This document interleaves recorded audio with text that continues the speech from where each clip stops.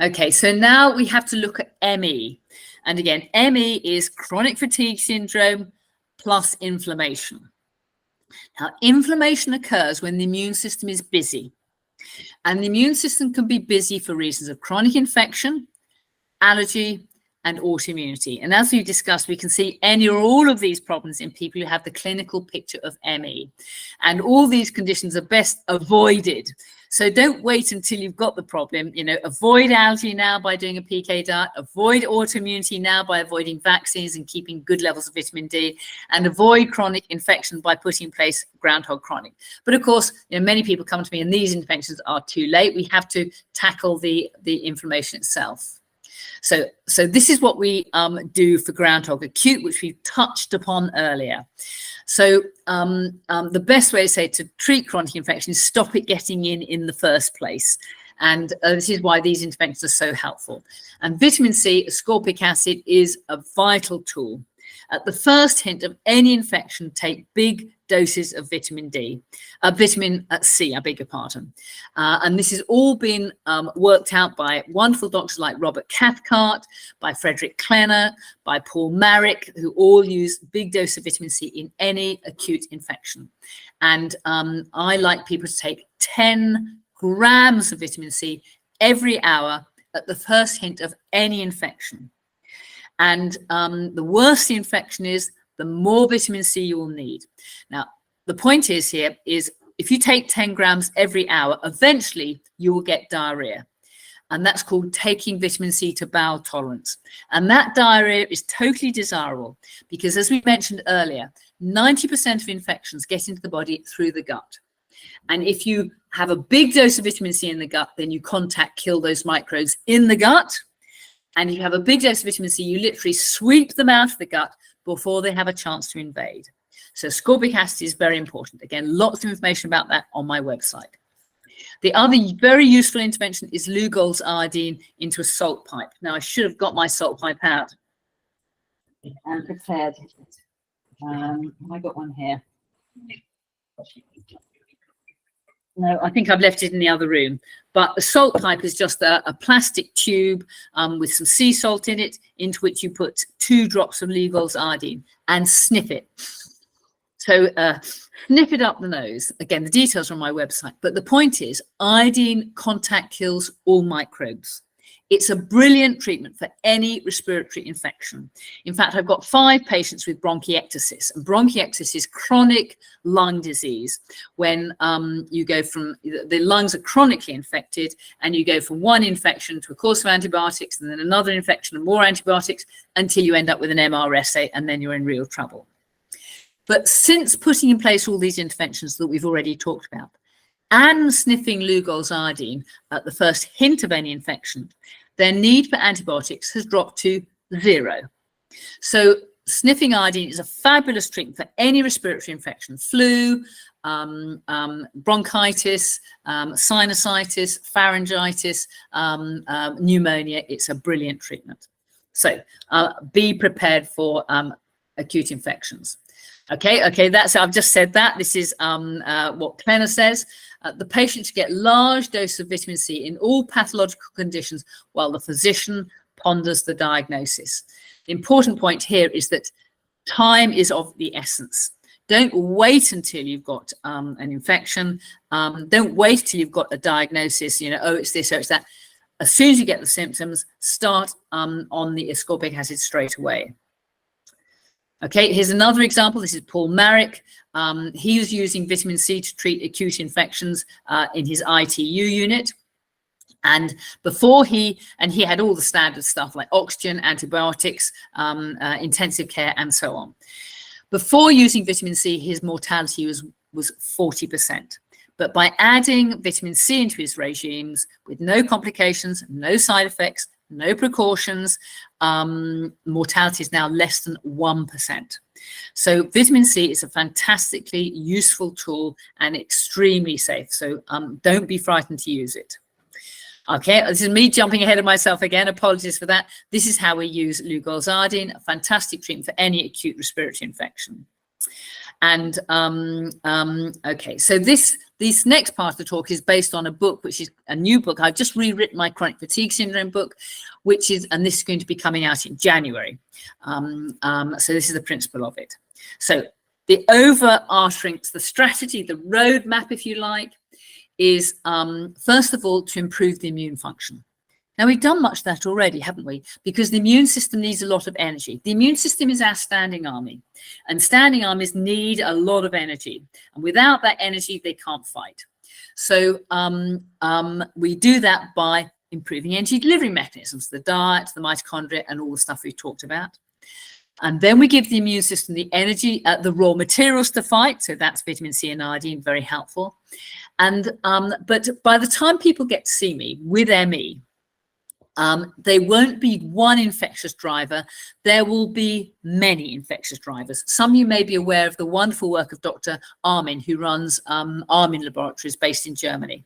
He's got fantastic testing regimes to identify the microbes that are driving ME. And I often use his tests. They're incredibly helpful. But early on in the game, the key is to reduce the total infectious load, even when we don't know what the microbes are. So I'm looking for general interventions to reduce the total infectious load. And these are the interventions that I'm using. So you don't, the point here is you don't have to have spend lots of money on expensive tests. Just start off by putting in place these interventions. And these are 3 tools that I'm using. So first is dimethyl sulfoxide, DMSO. Anybody can buy that. Secondly, methylene blue, which has very broad spectrum antimicrobial activity. And then thirdly, light, photodynamic therapy, enhance the activity of all these things. Now, I'm going to skip through these slides a little bit, and you're welcome to have this PowerPoint. I think I've sent it to you already, Lena, but please send it around everybody who's listening in. I'm not going to read this out because it'd take too long and be far too boring, but this just illustrates the properties of DMSO that helps it to treat a whole range of conditions, from autoimmunity, sticky blood, it helps the 4th phase of water, how that it's essential for healing and repair, for detoxification, for methylation, how it dissolves, how it kills bacteria, fungi, and viruses. So these are all the properties of DMSO, and this is how we can use it for any condition associated with inflammation, as a pain reliever, to improve blood supply, to improve mitochondrial function through its action on 4th phase water, to detoxify, to dissolve viral lipid coat, etc., i.e. it has a multiplicity of actions, and it is extremely safe and has widespread application. These are all the other things it does. It kills bacteria in the mouth, it's good for tooth decay, it dissolves stones in the kidney, and the big bite stones can dissolve gallbladder stones, etc., So we can use it to treat a whole range of conditions. This is how I like to use it. It has to be very pure. And then you can either you can just drink it without dilution, but it's slightly exothermic, so it warms things up a little bit, but you can take it through the skin. So these instructions on how to take it. The main drawback to using DMSO is it does make you smell very slightly, well, garlicky and oniony. Now, I'm ashamed to say, when I first tried it, I didn't notice the smell. Didn't trouble me in the slightest. But when I went to visit my daughter in Paris, she nearly died. She said, "Mum, you smell absolutely terrible." So then I realized that for some people that is a problem, but most people tolerate it fine. And then the next thing we use is methylene blue. Now, again, methylene blue has widespread activity. It's extremely inexpensive and it's extremely safe. And methylene blue activity can be activated by far infrared light, and that's called photodynamic therapy. So these are some, and as you can see, it goes back a long way, and even is in the 19th century it was being widely used. But again, I'm not going to read through all this because you can read, and you're welcome to have these slides. But It improves mitochondrial function because it's a very important donator and acceptor of electrons within mitochondria. So anybody taking methylene blue, that's going to help them. So you can use it, therefore, in any disease process associated with poor energy delivery mechanisms. So not just chronic fatigue syndrome and ME, but also heart disease, dementia, probably cancer, probably almost certainly for brain diseases like Alzheimer's disease, Parkinson's disease. And these are all the references that demonstrate that that is the case. It's the first effective treatment developed for malaria, but it works for many other infections. So we know it has activity against all these microbes here, all the hepatitis C, Zika, Ebola, West Nile. It's effective against all the respiratory, all the herpes viruses, including herpes 1, 2, Epstein-Barr virus, cytomegalovirus. It's effective against COVID-19. Which is, and of course, hydroxychloroquine, which is a very popular remedy used to treat COVID-19, is derived from methylene blue. It's an antifungal agent. It does, and it has other good things as well.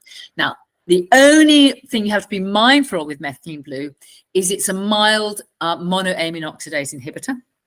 And so you have to just check the other drugs that you're taking and the other foods that you are consuming to make sure that you don't get a side effect. Having said which, I don't ask my patients to do anything without trying it on me first. So I was the first guinea pig to try methylene blue. And I did try taking sauerkraut, what you're not supposed to do. I did try consuming alcohol, and I have to say I had no problem at all. So it is an MOI, but it's a very mild one, and the chance of side effects from it are minimal.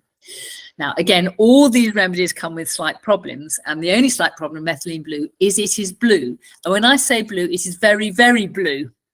It's navy blue. And the way we get around that is by mixing it with ascorbic acid. So, so you take your daily dose, and of course you start with a low dose and build up slowly. Take your daily dose, put it in a glass of water, and then add about 2 grams of ascorbic acid and leave it for a half an hour or an hour. And then that converts the methylene blue to leucomethylene blue. And therefore you don't stain your teeth and your tongue when you're consuming it. And that means you don't frighten the children every time you take a dose. Here's some more. This is where you have to be potentially, it can cause interactions with foods. But say I've tested all these foods on me, and so far I haven't had any trouble with it. If I do drink, I only ever drink spirits because they are much safer than the beers and the ciders and the wines. Or I have to say, I do love cider. But taken like this, you can take it very safely and effectively. And then we combine all this with photodynamic therapy, which is light. Now, of course, the best light you can possibly get is sunshine. But I'm sure if it's Denmark is as cold as it is in this country, not many opportunities for sunshine at this time of year. So failing that, photodynamic therapy. And I like to use near infrared and far infrared light, and you can do this very easily. So this is the mechanisms by which it's helpful. It's good for mitochondrial function, for antioxidant status. It penetrates tissues well. Lots of studies showing that it works. Yes, of course, the best is sunshine. There are lots of devices you can use, but I found one on Amazon that costs just under £100. Which you just put around your middle, and it gives you red light and it gives you near infrared light, and you can wear that very comfortably all the time to help the body to deal with chronic infection. And now then there's another approach which I've just become aware of recently, and I'm trying some of this for some patients, which is a combination of herbs. It's called Medicinal 9. Now, there's a whole PowerPoint I can send if you're interested in this, but we know that most of the effective drugs that are used in medicine come from the natural world. They come from herbs, they come from mushrooms, everything that grows in the natural world has antimicrobial activity. Now, the reason for this is if you look at life from the point of view of a plant, it doesn't want to be attacked by viruses. It doesn't want to be attacked by bacteria. It doesn't want to be attacked by fungi. And so all plants contain natural antimicrobials. Now, what Dr. Gerlach has done, Dr. Joachim Gerlach, who's developed this, is he has picked the top antimicrobial 9 herbs that he can find. I'm not going to read the names out, the names are there, but some of those will be already familiar to you. And he has concentrated them and put them into a preparation, which is called medicinal 9. And we can get that from India. India, as I'm sure you're aware, makes about 60% of the world's nutraceuticals. It's a major manufacturer of these. And medicinal 9 has widespread activity against a whole range of viruses, bacteria, and fungi in vitro and in vivo. It inhibits viral replication. It inhibits secondary infections because, as I say, we often have a cocktail infection. It's not just Epstein-Barr virus. It's not just Lyme disease. It's not just mycoplasma. It's the whole shooting match. And in addition to this, it reduces coagulation and inflation. It reduces neuronal damage. It reduces organ damage, and it reduces cytokines. So it has a very broad spectrum effect. And it's already been proven, it's been tried and tested in patients with long COVID with good results. So this is going to be another useful tool in the toolbox. I say it's very safe. There've been no major adverse effects. The only thing I've tried with some of my patients I've been trying it on, some people their gut just doesn't seem to tolerate it very well, or they get allergic reactions to it. So what I recommend people do is just have 1 pot initially, and a daily dose is 50 mLs. That's 50 mLs per 60 kilograms of body weight. So if somebody was 90 kilograms, then they'd want to take 75 mils. 50 mils a day costs about £7 a day, which is about €8, I suppose. But what I do is I send people just 1 pot first, just so they can start off with a little dose, 1 mil or 2 mils, just to make sure they're not allergic to it, just to make sure they're tolerating that. And then they can, they tolerate that, they can gradually increase the dose. And the point is it's extremely safe, never had any major side effects, and no deaths from that. That's where you can get hold of it. As I say, you can contact Prakash directly, or maybe you can set up a hub in Denmark where it can be delivered and distributed. But it's well worth a try. And then finally, as we age, as I'm sure you're aware, we have our own endogenous opiate system, which produces morphine-like molecules, which are called endorphins. And we also have our own endogenous cannabis system, the endogenous cannabinoid system. And every cell in the body has receptors for endorphins and for cannabinoids.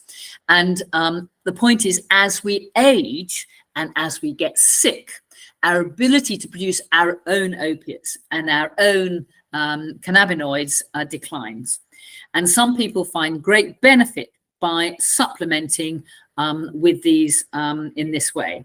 Now, the way we improve the endogenous production of endorphins, morphine-like substance, is using low-dose naltrexone. That's how you can do it yourself. It's very easy. We can get naltrexone very easy, and you can make up your own mix. And we can, to make for our own cannabinoids, we can get CBD oil, which is legal. Anybody can buy that in this country and in Europe. And again, the key is start with low doses and build up slowly so you get the sweet dose. Both are extremely safe treatments. The potential harm is 0. Nobody's ever died from a cannabis overdose. And I'm talking about CBD oil, which doesn't have the THC in it. Having said which, there are some patients who drive, manage themselves, and they do try full cannabis with THC, and they get benefit from that as well. But the key is use it intelligently, use it safely, and get the benefits and not the side effects. So, in conclusion, this is how we treat chronic fatigue syndrome, ME, long COVID, and fibromyalgia. This is the roadmap. First, improve energy delivery mechanism, as we've described. Then we reduce inflammation, and we have to put it all in place in the right order with the foundation stones, the PK dart, and build on that and hold it all together. And as I say, all these interventions will allow you to live a long and happy life, as well as get rid of your wretched illness. Okay, I think that's the last slide. Oh, right. Okay, any questions? So I'll stop sharing now. So if anybody's got any questions, then please ask away. We have one who would like to know. We get lots of recommendations for supplements, interventions, diets. I have a hard time finding a way to properly test if one such things works or not. Do you have a method you can suggest when trying out a new thing? Well, as I say, getting well is like building a house. And when I first see somebody, I don't know which are going to be the important interventions for them. Nobody can possibly know that. And these days, I try to spend as little money on tests as I can, because most of the people who come and see me, they're unable to work and they don't have the finances, they don't have the resources to spend lots of money on tests. I'd much rather they spent their money on the best possible food they can afford, organic, paleo, ketogenic, and of course on supplements. And the regimes that I've given you are the bare minimum. It's everything that I've suggested is essential or near essential in order to restore health. The time to do tests are when you get really stuck. When you put in place everything that we have talked about and you've got stuck, then yes, sometimes it's useful to do tests to see, maybe arm in laboratories, to see if there is one particular infection that stands out, whether it's that Lyme disease, whether that's Epstein-Barr virus, and maybe use specific antimicrobials for that. Yes, you need to test thyroid function. That's really important, but that is a safety thing. That's to make sure that you're not treating somebody with thyroid hormones who is already overactive. Now, the overactive thyroid is rare. The underactive thyroid is much, much more common. I should think for one case of overactive thyroid, there's 50 cases of underactive thyroid, and that's my guesswork. So the underactive thyroid is very common. So try to steer away from testing. The best test is yourself, how you are responding clinically. And just take a leap of faith, put in place these interventions, and then feel the improvements yourself, bearing in mind that there's often a bumpy ride, bearing in mind that you sometimes get worse at first. Now we have a special question. How do you get a carnivore diet as a vegetarian? Well, you can't, obviously, because a carnivore diet, they're two different things, aren't they? Now, you can do a paleo ketogenic diet and be vegetarian. It is possible, but it's hard. It's more difficult, that's all. But you have to use vegetable oils and vegetable fats. So you can use, obviously, coconut is a fantastic a substitute. Coconut oil is wonderful for cooking and is a wonderful dairy alternatives. And you can make very good vegan cheeses from coconut. So it is possible to be vegetarian and paleo ketogenic, but you can't be vegetarian and carnivore for obvious reasons. Which of all the ME recommendations you came up with in this section would you prioritize if you can only afford one or two? Well, I would say use methylene blue. It's very inexpensive. It has widespread activity on energy delivery mechanisms and infection. So if you're going to do anything, then go for the methylene blue. We have one who's, I would guess, had a gastric bypass, who's asking, are your recommendation possible to use if you have done a bariatric surgery? Absolutely, totally desirable. All the interventions I'm suggesting will improve gut function. And I mean, bariatric surgery we could get rid of bariatric surgery overnight if people ate a ketogenic diet. Because bariatric surgery is often for people who are overweight, and most people are overweight because they're carbohydrate addicts. I can't emphasize enough, sugars and carbohydrates are addictive when we eat them in an addictive way. And bariatric surgery just makes the stomach much smaller, so you achieve satiety. You become satisfied with your meal by having eaten less. Now, one of the joys of the paleo ketogenic diet is we are consuming fiber and we are consuming fat, and that satisfies. The fiber makes us chew our foods, and the business of chewing foods helps satiety. And of course, having a fat in our diet satisfies the hormones that stop us eating. So the paleoketogenic diet is an excellent diet for weight loss, for obesity control, and reversing diabetes, and much more. And if we were all eating paleoketogenic, bariatric surgery would become irrelevant. And we have a question that's, what about menopause and ME? Well, do you recommend hormone therapy? No. If not, what? Absolutely not. Hormone replacement therapy, I am not a fan of, and that we have a good evidence base for that. In 1999 was the Million Women HRT study, and it was decided to find 1 million women, put them on HRT, and see what happened to them. And that study had to be stopped after 18 months because of the excessive cancers in the hormone replacement therapy group. So do not take HRT. Estrogen and progesterone, they're growth promoting, they're carcinogenic. Do not take them. But the point here is that having estrogen and progesterone masks the symptoms of the underactive thyroid.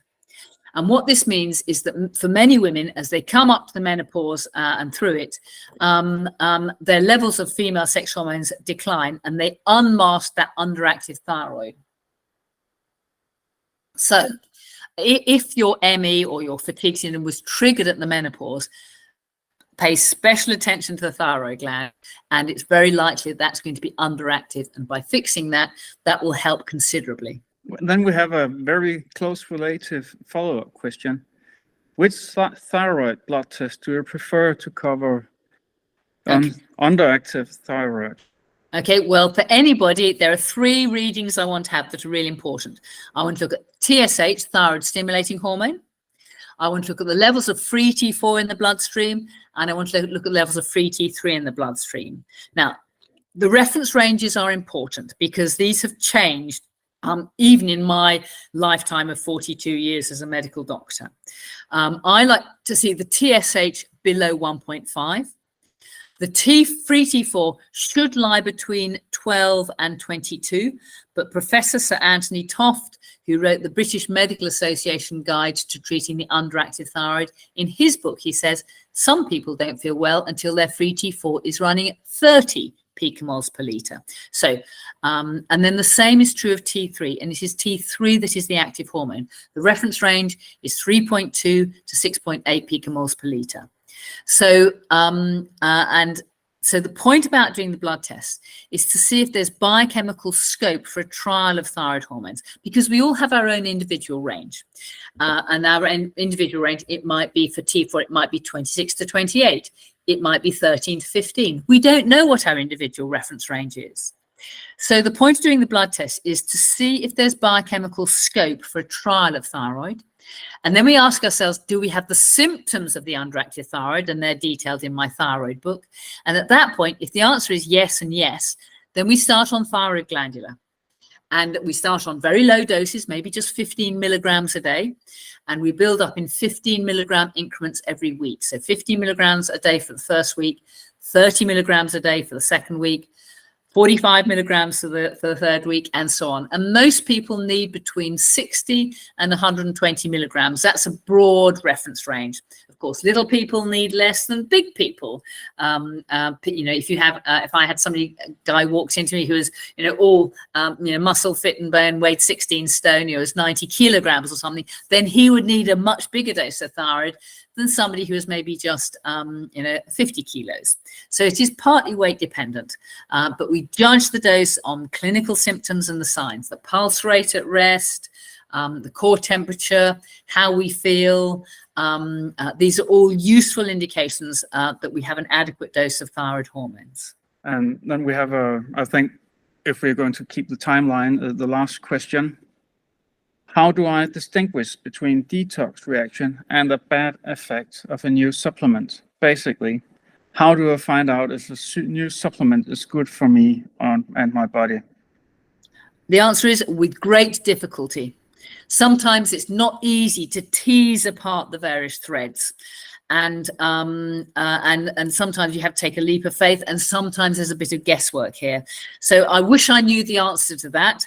It's an excellent question, but You just have to kind of be your own detective, listen to your body, take note of the symptoms, try this, try that, until you get something that works for you. But I hear what you're saying, and it's not easy. It's if you have treated Not sure. Hashimoto's and any Oh. POTS patients with Hashimoto's. Okay, yeah. Hashimoto's.